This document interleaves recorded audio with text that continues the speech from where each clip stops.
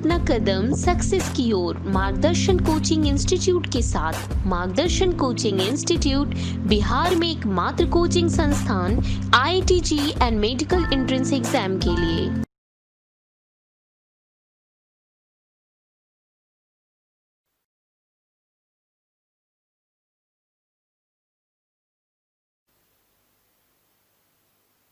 Welcome बच्चों। तो इस लेक्चर में कैरेक्टरिस्टिक ऑफ कोवैलेंट कंपाउंड से शुरू करेंगे। तो फर्स्ट कैरेक्टरिस्टिक लिखा, जनरली एग्जिस्ट इन गैसियस और लिक्विड स्टेट। आपने आयोनिक कंपाउंड्स की कैरेक्टरिस्टिक देखी थी, तो वहां पे देखा था generally exist in solid state. इसमें क्या कहा गया, जनरली एग्जिस्ट इन गैसियस और लिक्विड स्टेट। ओके, तो गैसियस और लिक्विड स्टेट में जनरली एग्जिस्ट करेगा। दूसरी बात आगे लिखी गई इसी पॉइंट में कि however some compounds even exist in solid state because of intermolecular attraction forces. तो सामान्य तौर पे तो कोवैलेंट कंपाउंड गैसियस और लिक्विड स्टेट में एग्जिस्ट करते हैं, लेकिन कुछ ऐसे भी कोवैलेंट कंपाउंड्स हैं जो कोवैलेंट कंपाउंड्स होते हुए भी सॉलिड स्टेट में एग्जिस्ट करते हैं because of intermolecular attraction forces. ये इंटरमॉलिक्यूलर अट्रैक्शन फोर्सेज के बारे में भी आगे पढ़ेंगे, केमिकल बॉन्डिंग के ही लास्ट में पढ़ेंगे। फिलहाल ये जाने आगे लिखा, सच सॉलिड्स, ऐसे कोवैलेंट कंपाउंड जो सॉलिड स्टेट में एग्जिस्ट करें, ऐसे सॉलिड्स को क्या कहा जाता है, मॉलिक्यूलर सॉलिड्स। ओके, एग्जांपल्स इसका लिखा, I2 solid, S for solid, bracket में S लिखा हुआ है। वैसे ही आइस तो आप देखे भी हो, आइस किसका बना होता है, वाटर का ही सॉलिड फॉर्म आइस हुआ। वाटर में जो एलिमेंट्स हैं हाइड्रोजन और ऑक्सीजन, और ये दोनों नॉन मेटल्स हैं, तो आइस में भी हाइड्रोजन ऑक्सीजन के बीच बॉन्डिंग है, तो वो वाटर मतलब कोवैलेंट बॉन्डिंग ही है। बट आइस होता कैसा है, सॉलिड। तो ऐसे सॉलिड्स को क्या बोलते हैं हम लोग, मॉलिक्यूलर सॉलिड्स, जैसे I2 solid, ice solid etcetera. Second point में आओ, MP and BP, melting point and boiling point. तो क्या लिखा, generally they have low MP and BP, मतलब इनकी मेल्टिंग पॉइंट और बॉइलिंग पॉइंट लो होती है। हमने देखा था कि आयोनिक कंपाउंड्स की MP-BP हाई होती है, कोवैलेंट कंपाउंड्स की MP-BP जनरली क्या होगी बच्चों, लो होगी। नीचे फिर लिखा, however some covalent compounds have network like structure and network like structure, net, जाल देखे हो या घर में जो नेट यूज करते हो, मॉस्किटो नेट, तो क्या होता है, एक थ्रेड से दूसरा थ्रेड जुड़ा होता है और एक बड़ा विशाल सा स्ट्रक्चर बना होता है।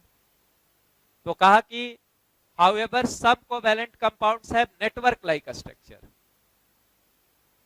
कुछ कोवैलेंट कंपाउंड की नेट जैसा स्ट्रक्चर होती है, एक दूसरे से लिंक होते चले जाते हैं, और उस वजह से and have high MP and BP।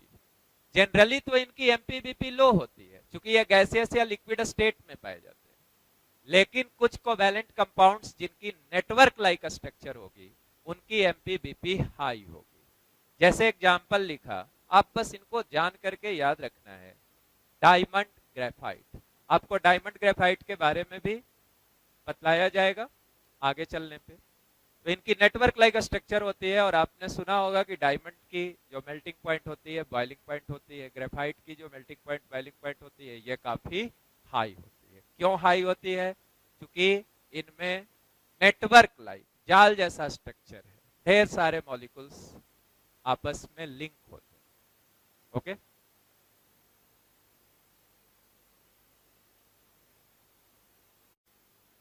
और थर्ड पॉइंट को देखिए, कंडक्टिविटी, थर्ड कैरेक्टरिस्टिक। तो कंडक्टिविटी के बारे में बतलाया गया, generally poor conductor of heat and electricity. तो जो कोवैलेंट कंपाउंड्स होंगे वो हीट और इलेक्ट्रिसिटी का पुअर कंडक्टर होंगे। right? However, some compound behave as conductor. तो कुछ एक्सेप्शन भी होगा, कुछ कंपाउंड कंडक्टर की तरह कोवैलेंट होते हुए भी बिहेव करेंगे।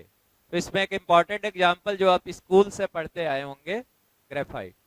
तो it behaves like conductor although it is covalent compound, right? अब आ जाओ सॉलिबिलिटी। तो जैसे आयोनिक कंपाउंड की सॉलिबिलिटी पे चर्चा हुई थी कि वो पोलर सॉल्वेंट जैसे कि वाटर में सॉल्युबल होते हैं।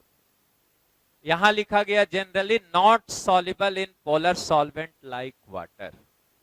तो ये वाटर में सॉल्युबल नहीं होंगे, लाइक डिजोल्व्स लाइक, ये पोलर सॉल्वेंट में सॉल्युबल नहीं होंगे, but soluble in non polar solvent like CH2 benzene etcetera.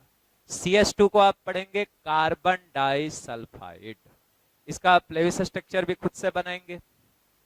तो CH2 में बेंजीन CH2 बेंजीन ये सब नॉन पोलर सॉल्वेंट्स हुए और इनमें सॉल्युबल होते हैं।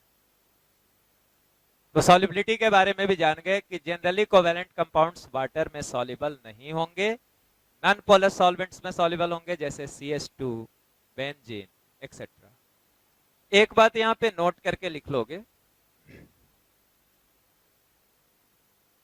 कोवैलेंट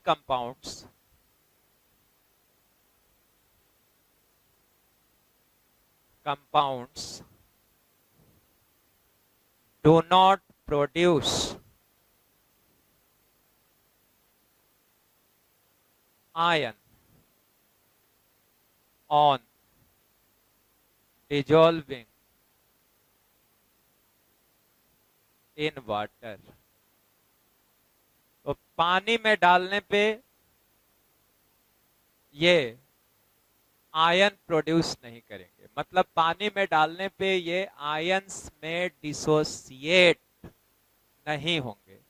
जबकि आयोनिक कंपाउंड को डालोगे पानी में तो वो आयंस प्रोड्यूस करेंगे। जैसे NaCl को डालोगे तो Na प्लस और Cl माइनस में डिसोसिएट होगा, लेकिन CO2 को डालोगे H2O में, पानी में, तो वो आयंस में डिसोसिएट नहीं होगा। तो covalent compounds do not dissociate into ion on dissolving in water, right?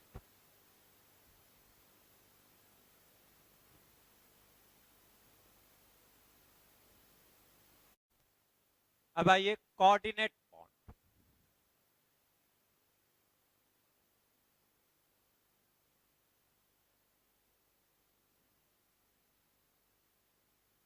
या इसी को कहेंगे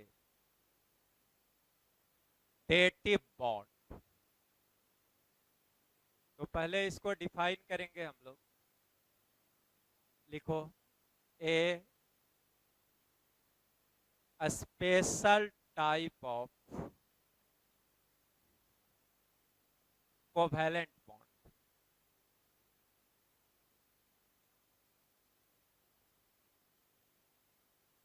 in which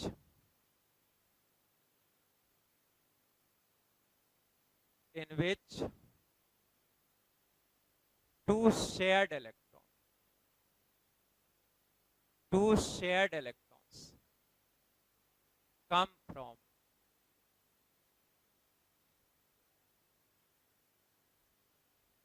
one atom only।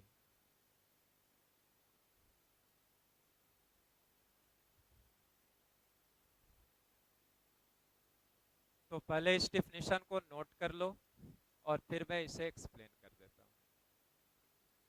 तो नाम हुआ बच्चों कोऑर्डिनेट बॉन्ड या डेटिव बॉन्ड। तो पहली चीज कही गई या स्पेशल टाइप, मतलब खास तरह का।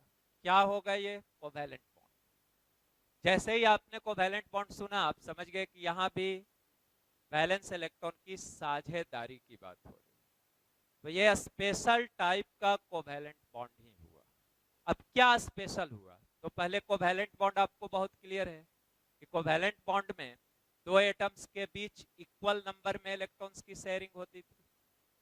जिन दो एटम्स के बीच कोवैलेंट बॉन्ड बनता था वो इक्वल नंबर में इलेक्ट्रॉन्स की शेयरिंग करते थे। डन।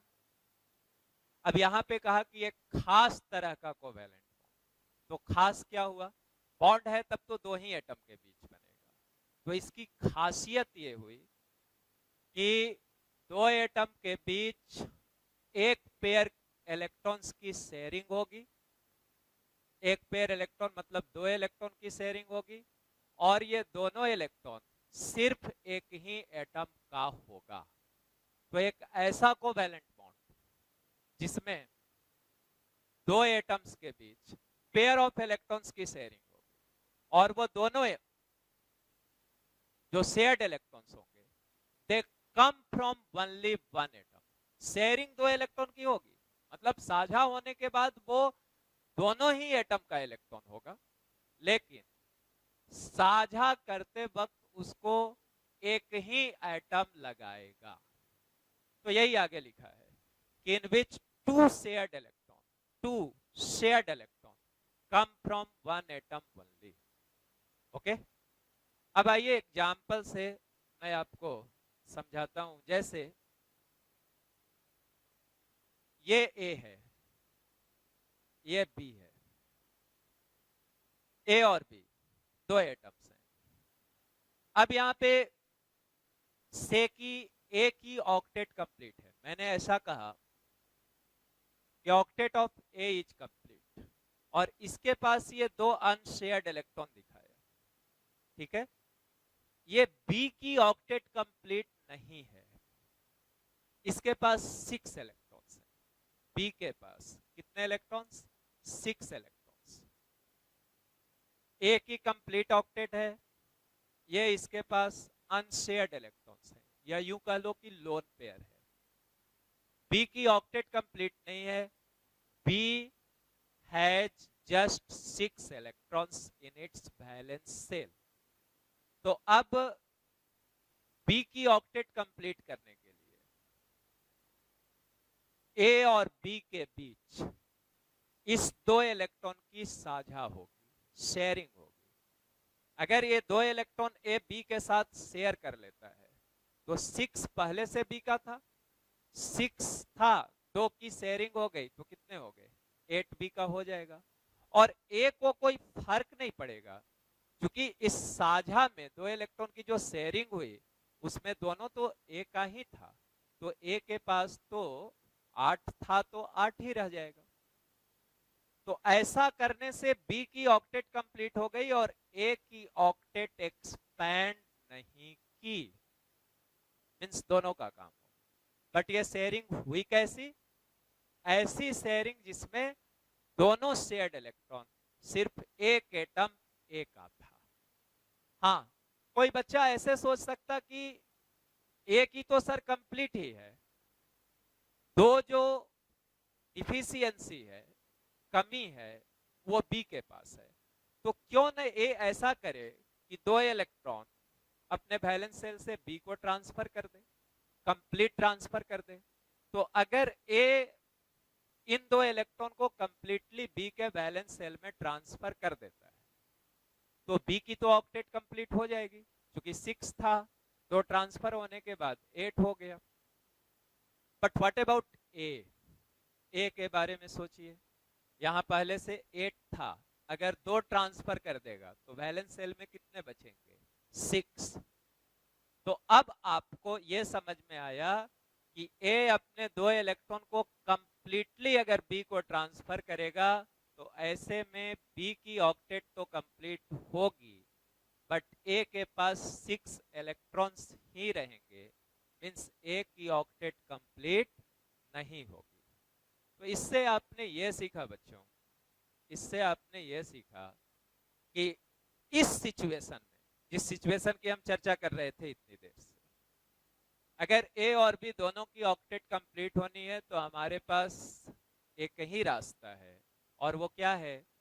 ए और बी के बीच दो इलेक्ट्रॉन की शेयरिंग हो, और वो दोनों इलेक्ट्रॉन किसका हो?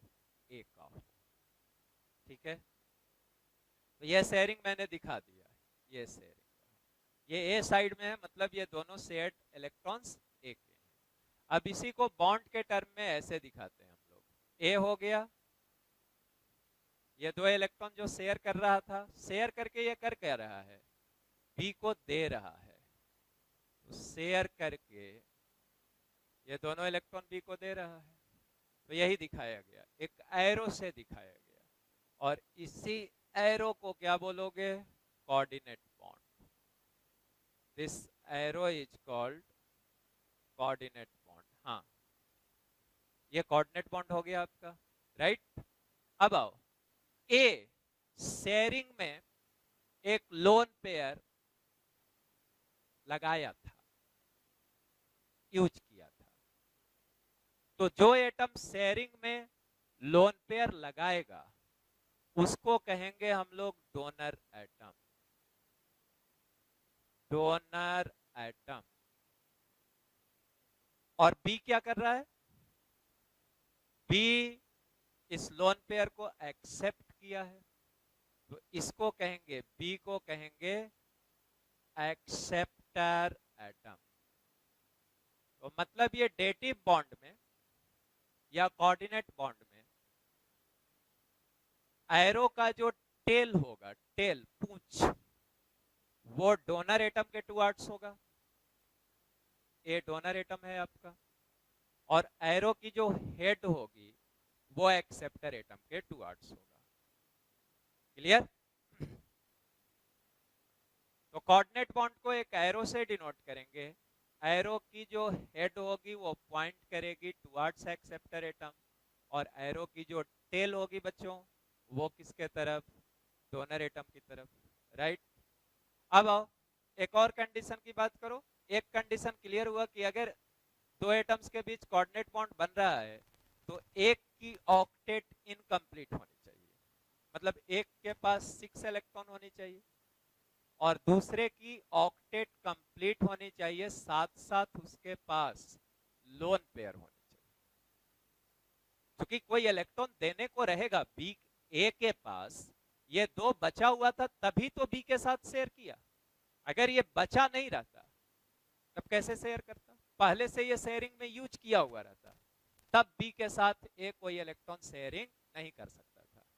तो कंडीशन ऐसा आया कि जो डोनर एटम होगा उसके पास लोन पेयर होना चाहिए। कोऑर्डिनेट बॉन्ड के लिए कंडीशन यहां से क्लियर कर लीजिए कि कोऑर्डिनेट बॉन्ड के लिए फर्स्ट कंडीशन हुआ कि donor atom must have lone pair, और एक्सेप्टर एटम के लिए कंडीशन हुआ कि मस्ट हैव वैकेंट ऑर्बिटल। इसके पास बी के पास क्या होना चाहिए, खाली ऑर्बिटल होना चाहिए। क्यों खाली ऑर्बिटल होना चाहिए, इस शेयरिंग वाले दो इलेक्ट्रॉन को लेने के लिए। एक ऑर्बिटल की कैपेसिटी 2 इलेक्ट्रॉन की होती है, तो अगर बी के पास मींस एक्सेप्टर एटम के पास कोई खाली ऑर्बिटल नहीं होगा तो इस दो इलेक्ट्रॉन को भी एक्सेप्ट नहीं कर पाएगा। तो कोऑर्डिनेट बॉन्ड के लिए कंडीशन हो गया कि donor atom must have lone pair और acceptor atom must have vacant orbital. Done. और ये काम क्यों किया गया, ऐसा शेयरिंग क्यों किया गया, बी की ऑक्टेट पूरा करने के लिए। ए और बी दोनों की ऑक्टेट पूरा हो गई ऐसा करने से, राइट। अब इसी को हम लोग ऐसे भी दिखा सकते हो, ये कोऑर्डिनेट बॉन्ड को ऐसे भी दिखा सकते हो, a single covalent bond B, एक लाइन खींचा, इसको बोल रहा मैं सिंगल कोवैलेंट, और जो डोनर एटम है इस पे प्लस दे देंगे और एक्सेप्टर एटम पे माइनस दे देंगे। तो मैंने ये सिखाया, लास्ट टाइम बोल रहा हूं ये रिगार्डिंग दिस, कोऑर्डिनेट बॉन्ड को एक तो एरो से दोगे, एरो का जो टेल होगा डोनर एटम के टुवर्ड्स और जो हेड होगा एक्सेप्टर एटम के टुवर्ड्स, उस एरो को रिप्लेस करके सिंगल कोवैलेंट बॉन्ड भी दे सकते हो। जब सिंगल कोवैलेंट बॉन्ड से इस एरो को रिप्लेस करोगे तो डोनर पे प्लस देना होगा और एक्सेप्टर पे माइनस देना। डन। अब हम एक एग्जांपल से सीखते हैं। जैसे यहां मैंने लिया O3, इसको पढ़ते हैं ओजोन, नाम लिख दिया ओजोन। O3 मॉलिक्यूल की बात कर रहे हैं, ओजोन की बात कर रहे हैं। 3 एटम इस मॉलिक्यूल में ऑक्सीजन के हैं, तो तीनों एटम जब ऑक्सीजन के ही हैं तो उसमें से एक सेंट्रल एटम होगा और 2 सराउंडिंग एटम होगा। तो एक सेंट्रल एटम ले लो और 2 सराउंडिंग एटम ले लो। ले लिया मैंने।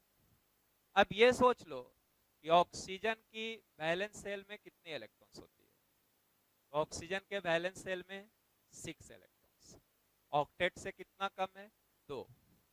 तो यहां पहला काम यही था कि सराउंडिंग एटम के ऑक्टेट पूरा करो, तो उसके लिए 2 कम था, डबल कोवैलेंट बॉन्ड बना दिया। इसके पास था कितना अपना? 6। 6 में से 2 शेयरिंग में इस्तेमाल किया है, बचा कितना बच्चों? 4। तो ये 4 दिखा दो। अब आओ, यहां भी 6 था, 2 कम है, फिर डबल बॉन्ड बना दो, बचा कितना यहाँ पे? 4। जैसा इस ऑक्सीजन का वैसा इस ऑक्सीजन का। अब तुम्हारे दोनों सराउंडिंग ऑक्सीजन की दोनों सराउंडिंग ऑक्सीजन एटम्स की ऑक्टेट कंप्लीट हो गई। बाकी बच गया सेंट्रल ऑक्सीजन। तो सेंट्रल ऑक्सीजन के पास वैलेंस शेल में 6 था, 6 में से बॉन्ड कितना बनाया है? 4। बचा कितना? 2। ये 2 दिखा दो। अब देखो, अगर ऐसा आपने बनाया तो आपकी सराउंडिंग एटम की ऑक्टेट तो कंप्लीट हो गई, लेकिन अब सेंट्रल एटम को देखिए। 6 इसका अपना था वैलेंस शेल में, वो 6 आपको दिख रहा है। 6 में 2 इस डबल बॉन्ड में, 2 इस डबल बॉन्ड में, और 2 अनशेयर्ड बचा हुआ है। अब टोटल देखिए कि वैलेंस शेल में इस ऑक्सीजन के पास कितना हुआ। तो 4 + 4 + 2, तो 4 + 4 + 2 ऐड करो, 4 4 8 और 2 10। तो यहां पे हो गया 10 इलेक्ट्रॉन। 10 इलेक्ट्रॉन मतलब सेंट्रल एटम के पास तो 8 से ज्यादा इलेक्ट्रॉन हो गए। तो हम कहेंगे कि ये गलत हो गया, क्योंकि ऑक्सीजन अपने वैलेंस शेल में 8 से ज्यादा इलेक्ट्रॉन नहीं रख सकता। अब ये क्या बोल दिया, इसको भी जरा क्लियर करो।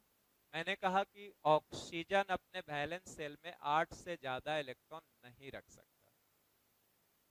ऐसे सोचो, ऑक्सीजन किस पीरियड का एलिमेंट है?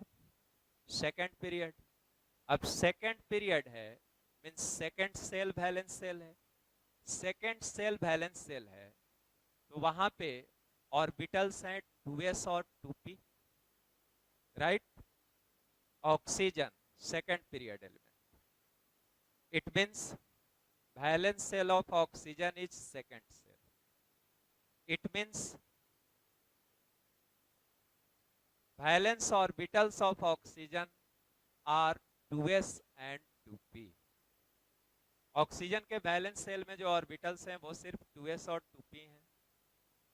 2s मतलब सेकेंड सेल का s subshell, 2p means second shell का p सबसेल। s सबसेल की कैपेसिटी 2 इलेक्ट्रॉन की, p सबसेल की कैपेसिटी 6 इलेक्ट्रॉन की।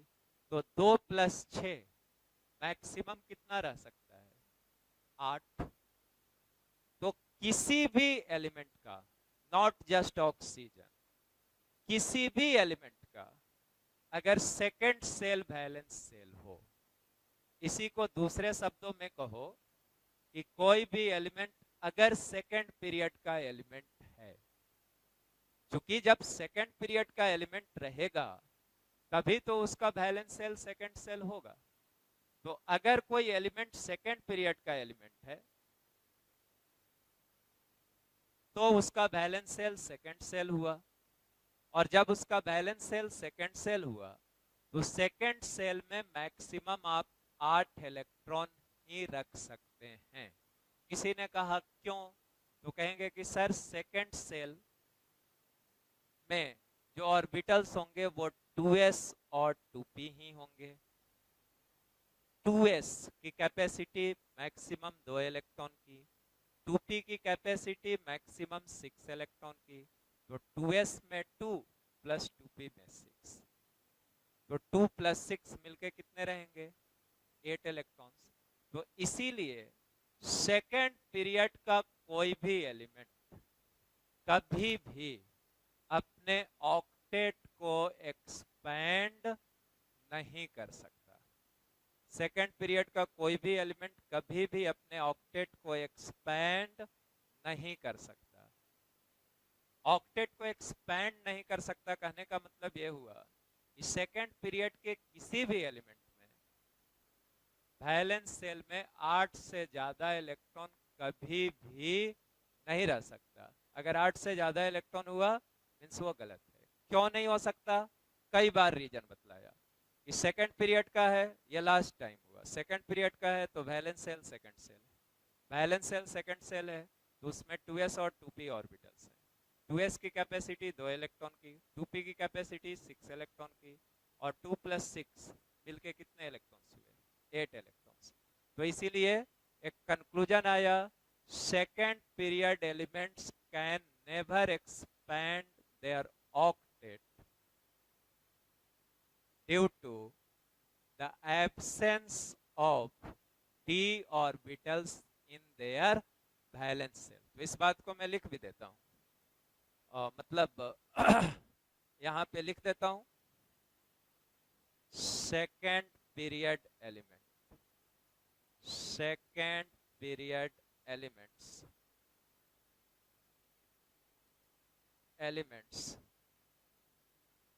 cannot expand, can't expand their octet due to the absence of d orbitals in their valence cell.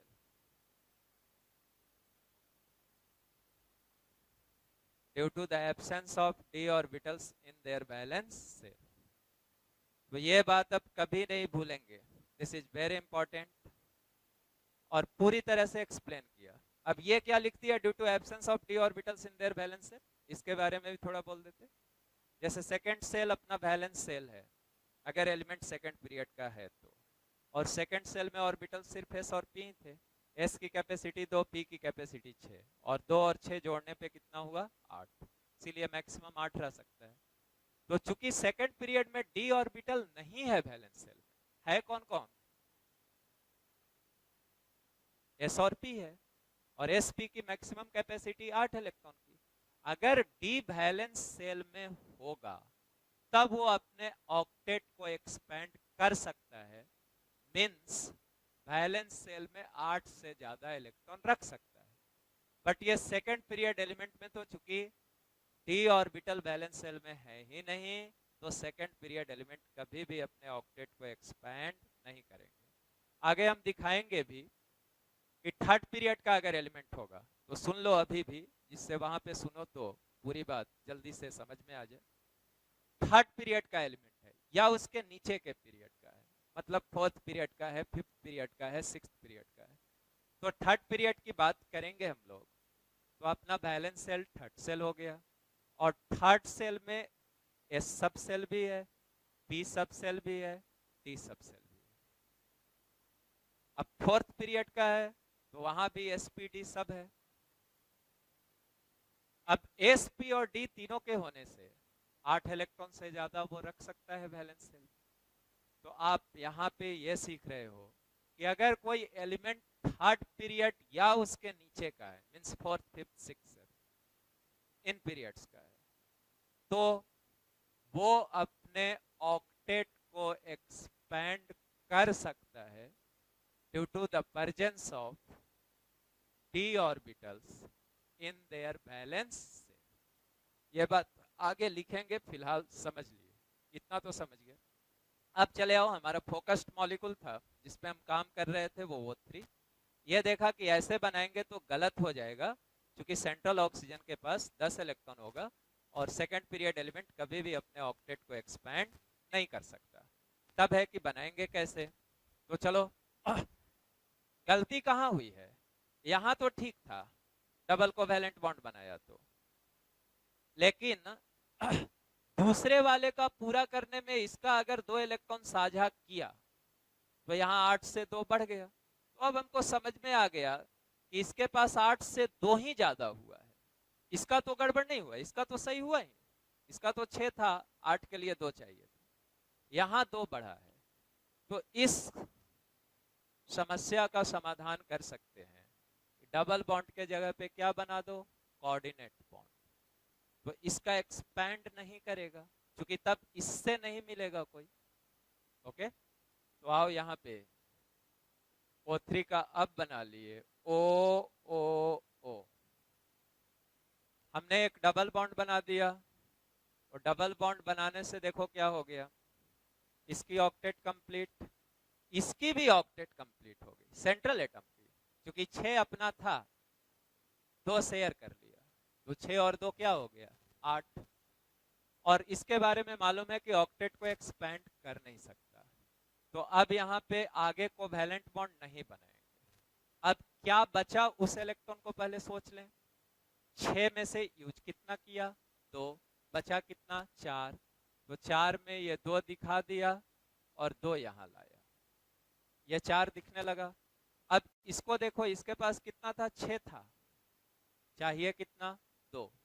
कोई कहा sir साझा, तो साझा करके तो दिखाए हैं कि उससे इसका ऑक्टेट एक्सपैंड कर जाता, साझा ही हो रहा, लेकिन उस साझा में दोनों इलेक्ट्रॉन सिर्फ सेंट्रल ऑक्सीजन का, इस ऑक्सीजन का आ रहा, इसका कोई इलेक्ट्रॉन साझा में यूज नहीं हो रहा। तो इसको कोऑर्डिनेट बॉन्ड दिखा दो, और यहाँ का जो 6 था वो 6 दिखा दिया। अब इसको इस, ये जो साझा हुआ 2 इलेक्ट्रॉन, वो इसका भी हुआ और इसका भी हुआ, तो इसके पास तो तुमको दिखने लगा कि 4, इस 2 बॉन्ड का 4 इलेक्ट्रॉन, और ये 2 6 और ये 2 8, तो इसका तो 8 दिखने लगा ऑक्टेट। इसका देख लो 6 और ये 2 8। अब रहा कि इसी को आप कोऑर्डिनेट बॉन्ड को अगर कोवैलेंट बॉन्ड से रिप्लेस कर लो, तो कोऑर्डिनेट बॉन्ड को कोवैलेंट बॉन्ड से रिप्लेस कर लो, तो इसी को हम लोग, यहाँ तो डबल कोवैलेंट बॉन्ड लिख दिया, इसको रिप्लेस करो, तो इसको रिप्लेस करोगे तो यहाँ पे डोनर एटम था, इस पे प्लस दे दो, ये एक्सेप्टर था, माइनस दे दो। बाकी जो बचा हुआ था, यहाँ क्या बचा हुआ था, 2 इलेक्ट्रॉन नहीं, तो इस 2 को दिखा दो, इसी को आप उतारे हो, बस यहाँ चेंज किए हो कि इस कोऑर्डिनेट बॉन्ड के जगह पे आप सिंगल कोवैलेंट बॉन्ड दिए हो, तो डोनर ये था, एक्सेप्टर ये था, इस पे प्लस आ गया, इस पे माइनस आ गया।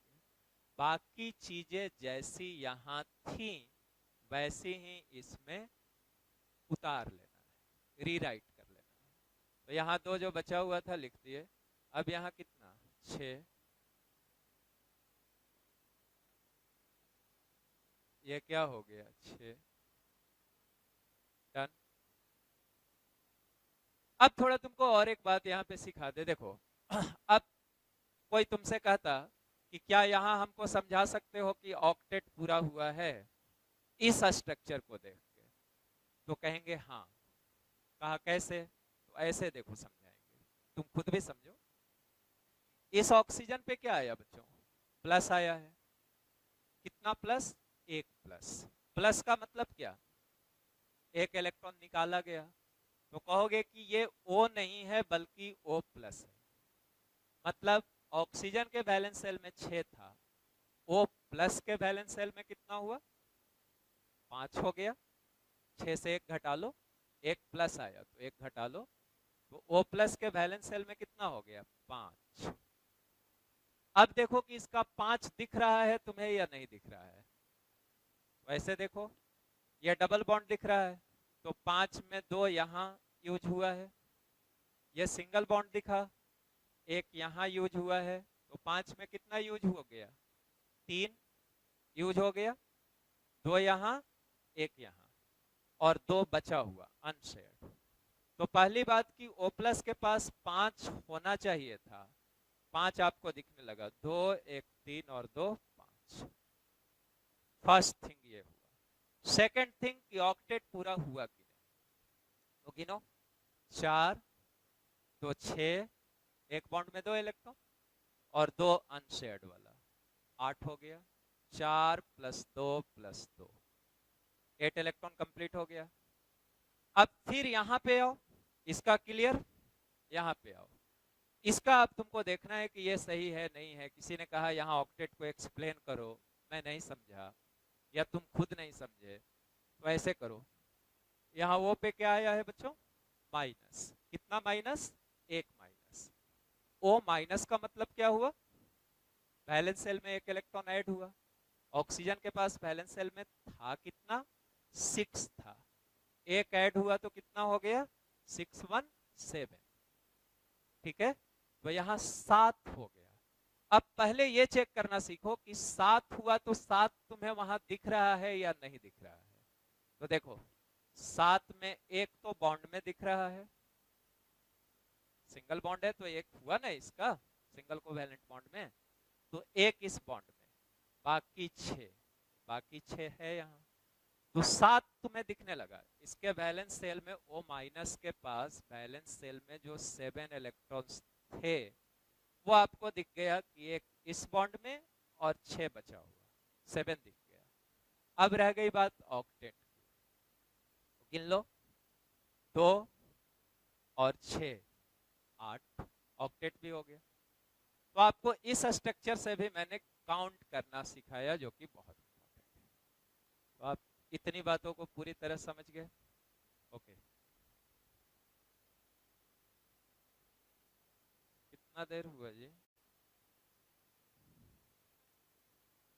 तो अभी मैंने लिखा लिमिटेशंस ऑफ ऑक्टेट रूल। जैसे ये जो लेविस और कोशेल ने जो कंसेप्ट दिया था केमिकल बॉन्डिंग का, वो ऑक्टेट रूल पे बेस्ड था। ये एटम्स बॉन्ड फॉर्म करके वैलेंस सेल में ऑक्टेट कॉन्फ़िगरेशन को एक्वायर करते हैं, जिससे उनकी स्टेबिलिटी बढ़ जाती है। अब इस ऑक्टेट रूल के भी कुछ कमियां हैं, उन कमियों को लिखा गया।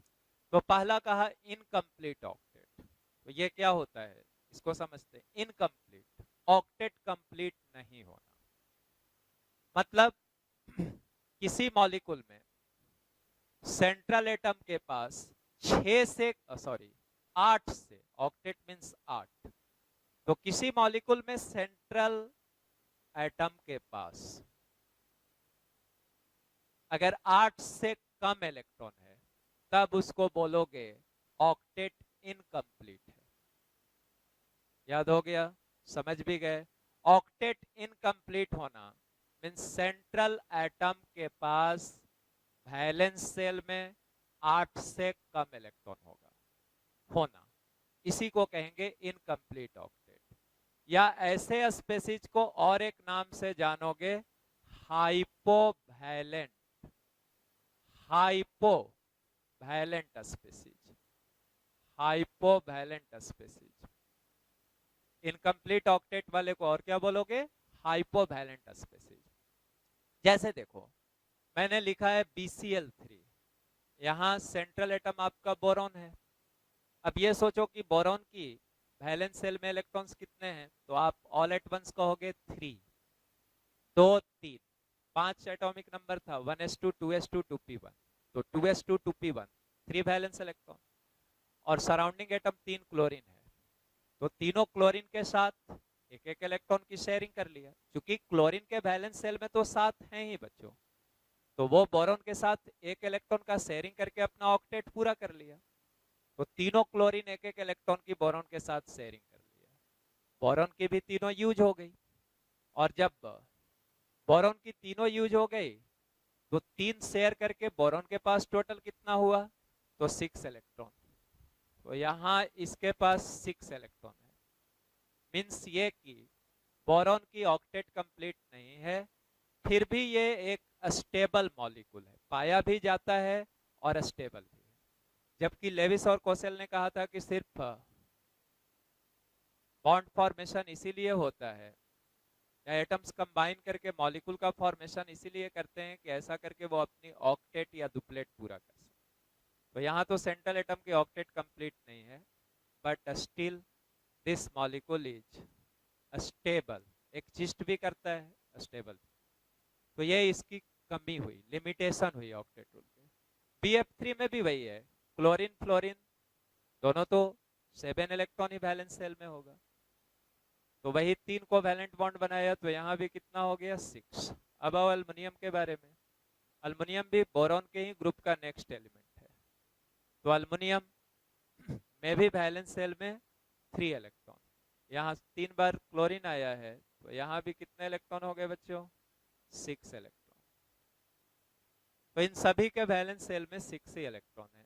तो ये एक कमी हुई, ऑक्टेट कंप्लीट नहीं है सेंट्रल एटम का, फिर भी ये मॉलिक्यूल्स एग्जिस्ट करते हैं, स्टेबल भी होते हैं। दूसरा ऑड इलेक्ट्रॉन मॉलिक्यूल्स, दूसरा लिमिटेशन। ऑड इलेक्ट्रॉन मतलब जिसमें सेंट्रल मेटल के पास कोई ना कोई अनपेयर्ड इलेक्ट्रॉन हो।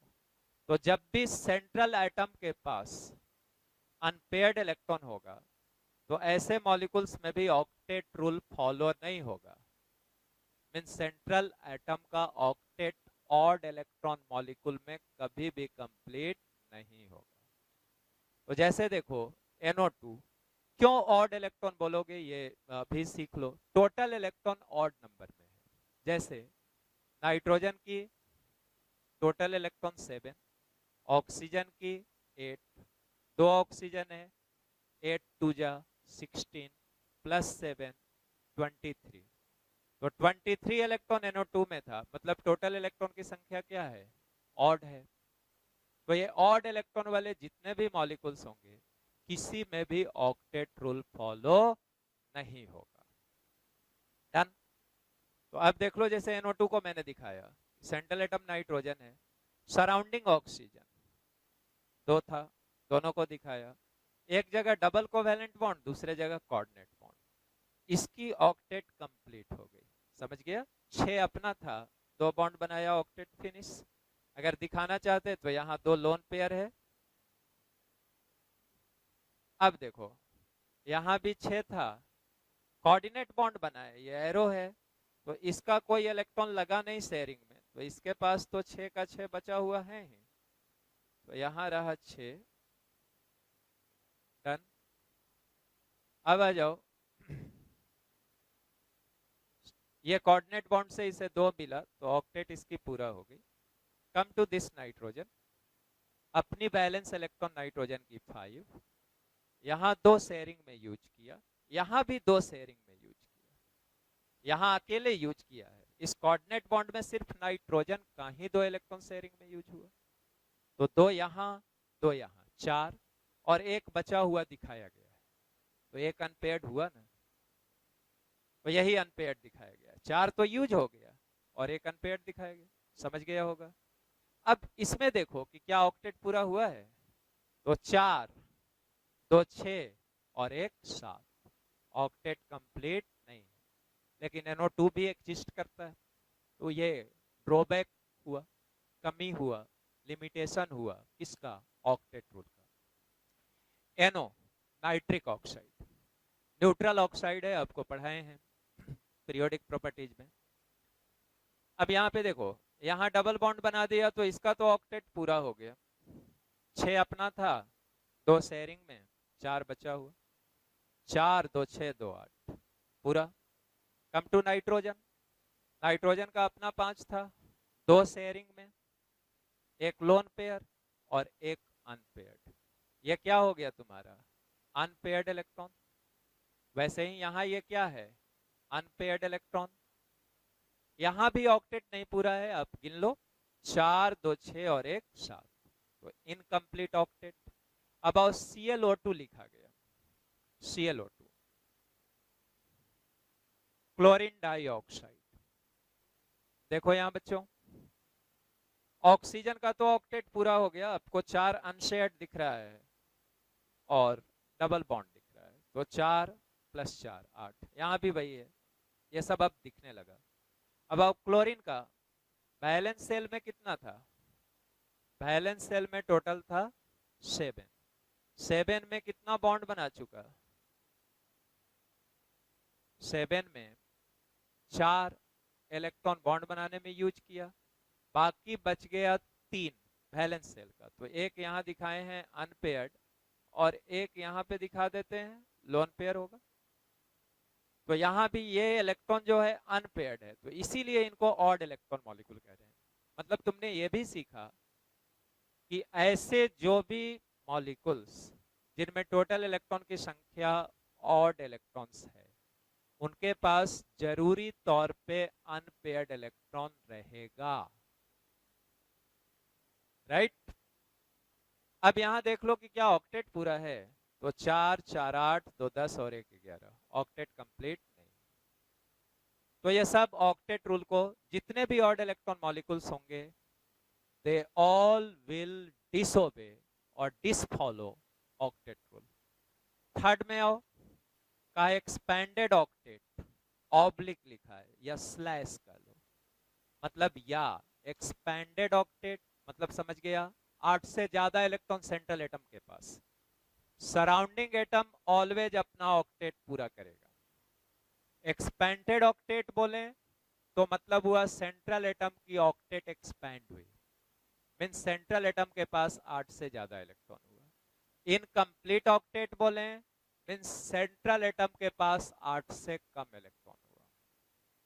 तो एक्सपेंडेड ऑक्टेट या सुपर ऑक्टेट या हाइपर वैलेंट, इनकम्प्लीट वाले को लिखा था हाइपोवैलेंट स्पीसीज, और सुपर ऑक्टेट या एक्सपेंडेड ऑक्टेट सेंट्रल एटम के पास 8 से ज्यादा इलेक्ट्रॉन हुआ तो उसे क्या कहोगे, hyper valent species.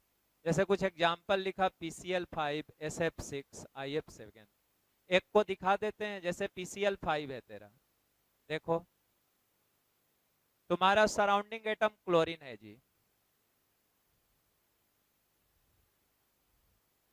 Chlorine surrounding atom है, वैलेंस शेल में 7 था, सिंगल को वैलेंट बॉन्ड बना लिया,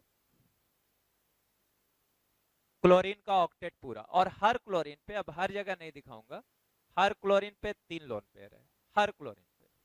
साथ ही चूंकि सबके पास था ना, एक बॉन्ड बनाया तो एक इलेक्ट्रॉन शेयर किया बॉन्ड बनाने में, बाकी 6 बचा हुआ है, तो सभी के पास 7 7 था, 6 6 बचा हुआ, ऑक्टेट इनका पूरा हो गया।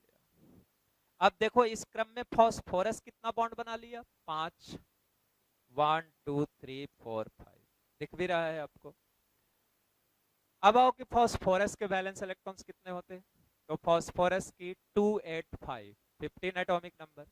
तो फॉस्फोरस की वैलेंस इलेक्ट्रॉन कितनी हुई बच्चों, 5, 5 बॉन्ड भी बना लिया।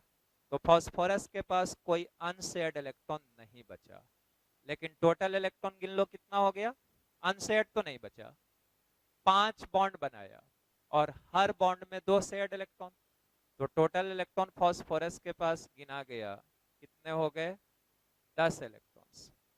तो PCl5 में क्या देखा, सेंट्रल एटम के ऑक्टेट का एक्सपेंशन हुआ है, ठीक है। अब आ जाओ SF6 को दिखा देता हूं, SF6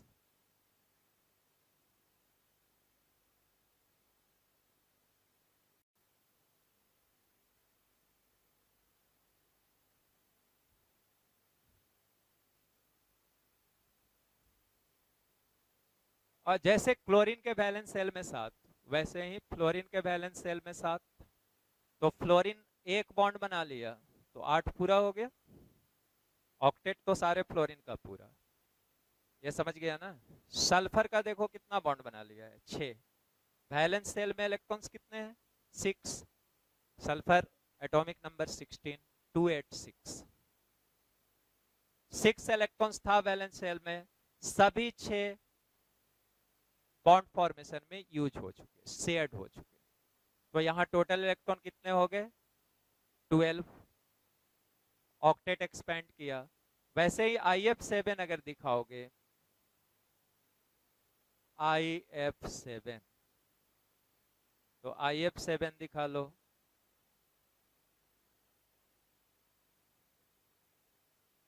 surrounding atom fluorine, single covalent bond से आयोडीन से लिंक कर दिया, फ्लोरीन की ऑक्टेट कंप्लीट। अब रहा कि आयोडीन का, तो आयोडीन के वैलेंस शेल में कितना था बच्चों, 7 था, बॉन्ड कितना बन गया, गिन लो, 1 2 3 4 5 6 7। तो यहाँ पे वैलेंस शेल में टोटल इलेक्ट्रॉन्स कितने हो गए, 14। तो ये सभी सुपर ऑक्टेट या एक्सपेंडेड ऑक्टेट या मॉलिक्यूल्स हैं, या इनको हाइपर वैलेंट स्पेसीज बोलेंगे, क्योंकि इन सब में सेंट्रल एटम का ऑक्टेट एक्सपेंड हुआ। तो ये भी लिमिटेशन हुआ ऑक्टेट रूल का। लास्ट पॉइंट में आओ, लिखा octet rule is based on the chemical inertness of noble gases.